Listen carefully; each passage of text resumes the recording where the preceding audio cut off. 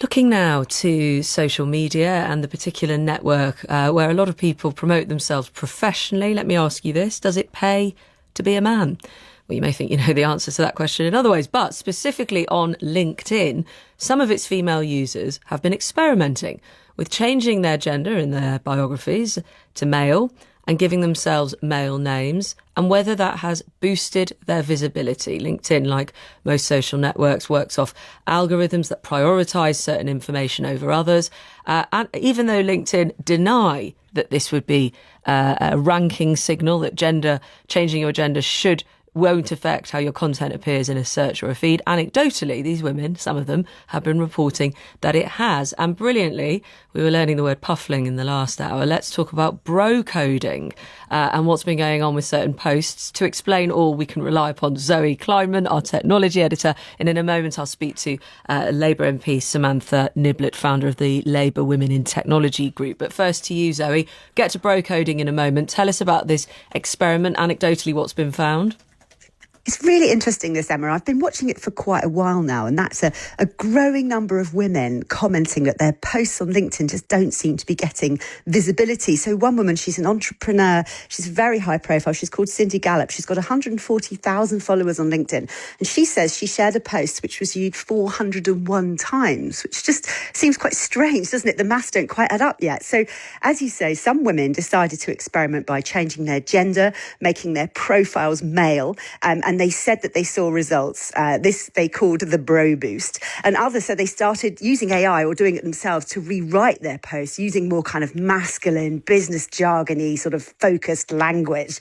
And this is called bro coding. And they also said that they noticed that those posts got more invisibility. So what exactly is going on here? Well, LinkedIn has written a blog post in which it denies that its algorithm has, in any way uses gender or age or race as a signal.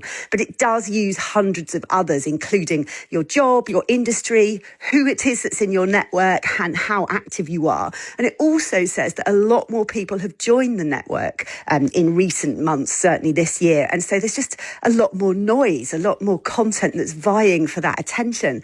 But that doesn't stop these experiences from happening, does it? And more women seem to be noticing that they appear to be. So I spoke to a number of social media consultants who said they didn't think that LinkedIn, which is owned by Microsoft, was in any way deliberately targeting gender. But that doesn't necessarily mean it isn't happening by accident. So one man, he's a social media consultant called Matt Navarro, and he said he thinks maybe, what happens to a post in its first hour, so how many people see it and engage with it and share it, that dictates how well it floats, if you like, across the rest of the network. So that key first hour is really important. And he's also said, maybe more men have more powerful networks and they're more likely to comment and share each other's posts. So they're kind of fueling that network amongst themselves. I guess it's that sort of boys network that we might be familiar with, and maybe what the algorithm is reflecting is something that's actually happening in society, which is then boosting other people's content. What I think is really interesting, Emma, is that a number of the women who tried the bro coding and bro boosting said they didn't like it. They didn't actually enjoy presenting like men, and they wanted to go back to being who they actually were on the platform. Some more caveats, perhaps, and some humane language, as some of them put it, I was noticing, and not just saying, to paraphrase, how wonderful they were with imperatives within their language. Samantha Niblett, listening to that, what do you make of this? Because, there are the arguments that go that social media reflects the world we are in. Well, if it's reflecting the world we are in, then that's something to worry about, I would say. Much like Zoe, it was Cindy's posts on LinkedIn that caught my attention. I am a prolific user of LinkedIn myself and have been for years, and really enjoy using the platform. And so I was deeply concerned when I saw that there were women, and actually some male allies as well, reporting that depending on what language they use, depend on the reach they seem to get. In fairness, when I raised this as a concern on the platform, LinkedIn got in contact with me, and a couple of weeks ago we had a call. We sort of got very little time to talk about the algorithm challenge, but my pushback to them was, well, if you are saying you are doing the very best you can to improve economic outcomes for everybody, and they say they have about 44 million members in the UK, which is an incredible reach, then they need to perhaps be focusing on outcomes rather than their algorithms. Of course, one of the other challenges we have is the lack of transparency, which we actually see across many social media platforms. We have shadow banning and some words that mean that your post won't be showed to anybody at all. So it is a real challenge, and I am looking forward to LinkedIn basically proving they're not rather than just saying they're not. Have you tried coding your profile? No, not yet, but I am tempted. How will it read versus how it does now?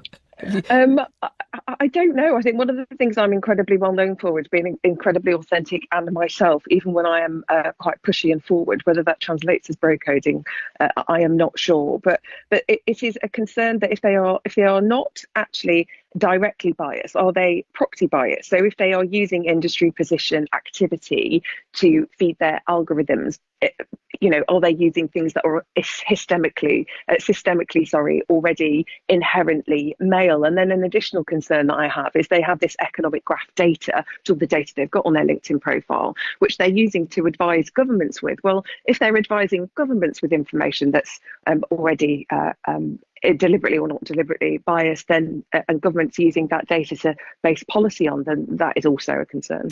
Thank you to both of you. If you're looking to bro code your profiles or anything you write about yourself, I know Johnny will be, his ears have perked up.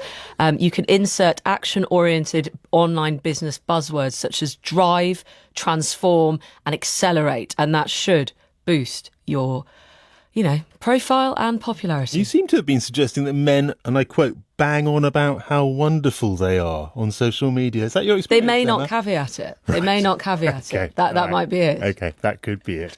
It's 12 minutes to 8.